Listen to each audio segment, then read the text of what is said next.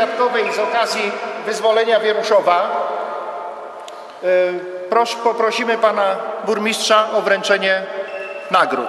I jeszcze niech parę słów powie burmistrz od siebie.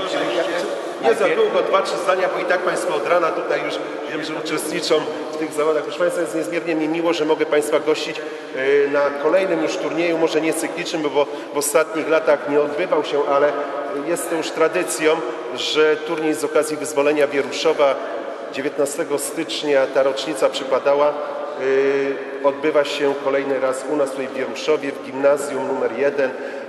Cieszę się, że dość szerokie grono jest drużyn, bo nie tylko z naszego tutaj miasta i naszej gminy, ale również i z sąsiednich gmin, z Komlina, Sokolnik i Dzieczkowice, tak, właśnie. Także jest mi niezmiernie miło.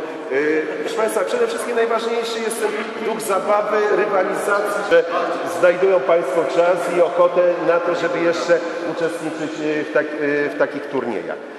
Proszę Państwa, gratuluję osiągniętych wyników i zapraszam za rok. Myślę, że to już będzie cyklicznie. Także